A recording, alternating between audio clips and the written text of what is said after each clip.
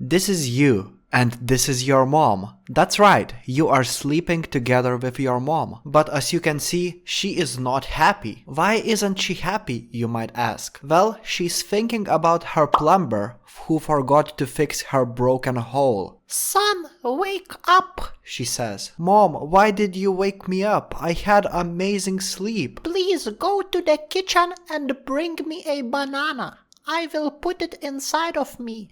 Very tired, but you get up and you start walking towards the kitchen.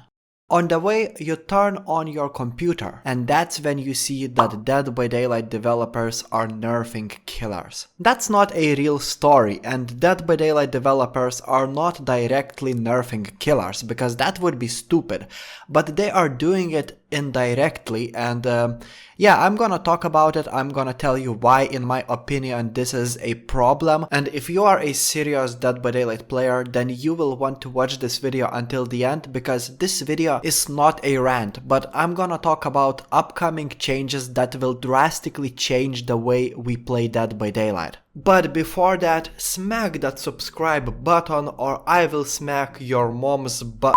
Also, make sure to join my Discord server, because over there we talk a lot about vaginal penetration and sometimes we all masturbate together. So if you are interested, the link is in the description.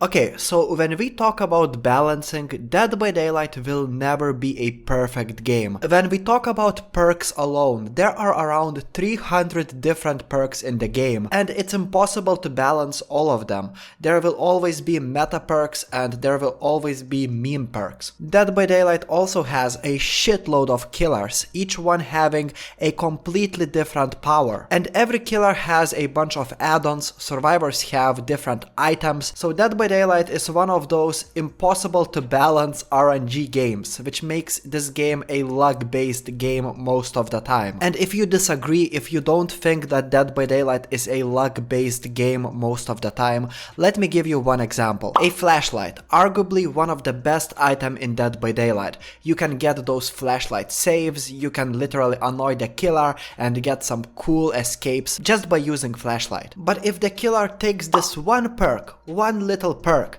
flashlights will do nothing to the killer, and in fact, if you try to blind the killer, your aura will be revealed to the killer for a couple seconds, but you will not know that unless you try to blind the killer. That is one of the examples of how random this game can be, and honestly, that is not a bad thing. All of the randomness that Dead by Daylight has makes this game feel mysterious, it gives this game a bunch of replay value, and technically it's supposed to make Dead by Daylight feel casual. But the fact that skill-based matchmaking system exists, it makes this game feel kind of competitive, no matter that this game is random and it's not meant to be a competitive game. So this game is a mix between a casual game and a competitive game, and I don't really like this mix. But for some reason this game has the skill-based matchmaking system, MMR system, and developers are trying to balance this game like any other competitive game. And of course, because there's so much of randomness in Dead by Daylight, developers cannot really balance this game, even if they tried their hardest to do so. So ever since the skill-based matchmaking system was introduced back in 2021, there's been a debate, is Dead by Daylight a killer-sided game or is Dead by Daylight a survivor-sided game? Because this game has too much of randomness, so it cannot be completely balanced. I know that there's some of you that have been watching me for years, and if you have, then you should know that I'm one of those people who thinks that Dead by Daylight is pretty much a survivor-sided game most of the time. And I made a lot of videos complaining about how Dead by Daylight developers need to buff killers, but they never do. From my personal 3000 hours in Dead by Daylight experience, and I'm saying this from the bottom of my heart, it felt much easier to play most survivor games than it felt to play as the killer. I lost way too many killer games and I won most survivor games. And that's combined with most of the changes that favor survivors makes me believe that this game is a survivor-sided game. Now recently Dead by Daylight developers changed something related to MMR and skill-based matchmaking system, and I found myself winning more killer matches than I ever did before, and I actually think that these days, for some reason, it's easier to play killer than to play survivor. I don't know what the fuck developers of Dead by Daylight changed, but these days I'm winning a lot of killer games. So I decided to ask my viewers, is Dead by Daylight a balanced game? Is it a survivor-sided game, or is it a killer-sided game? 14% of my viewers think that Dead by Daylight is a balanced game. 59% of my viewers think that Dead by Daylight is a survivor-sided game.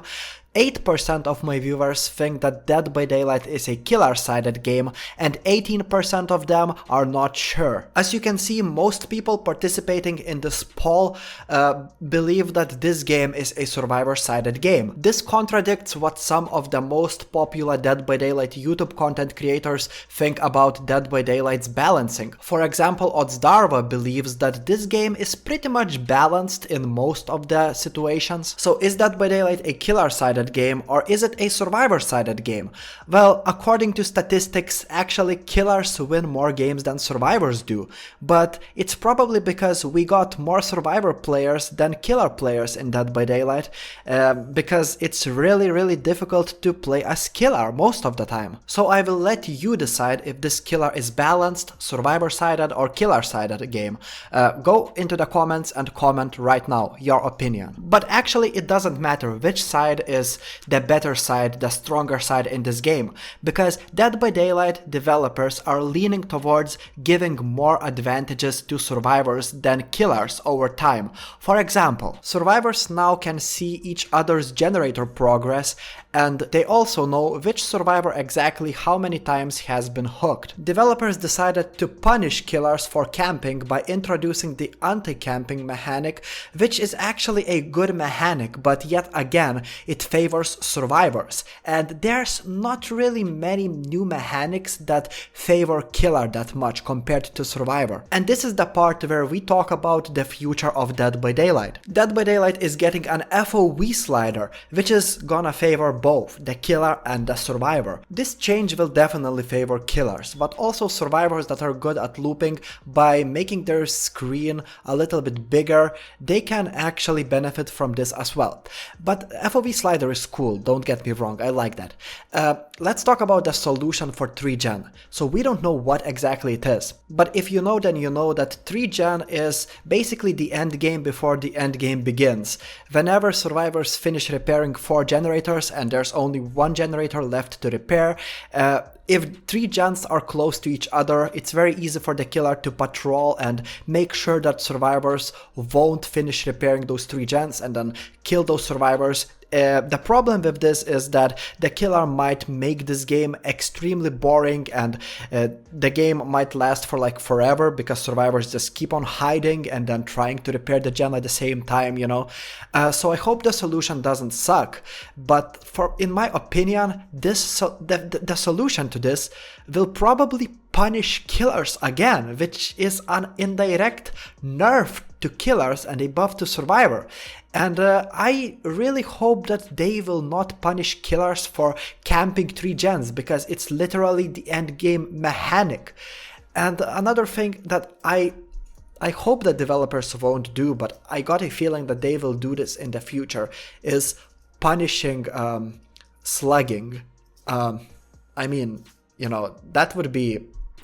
I'm a bit of a slugger, not gonna lie, and slugging is annoying, but why instead of buffing survivors and indirectly nerfing killers, don't developers introduce some cool mechanics that would favor every role, that would benefit killer and survivor, and the overall game would not suffer, you know? I hope that they will do it with the solution for 3 gens. We don't know what will happen yet, but I really hope that they will not do what they love to do, which is nerf killers. Comment your opinions, feel free to disagree, I'll read your comments, subscribe for more DBD videos, I'll see you later.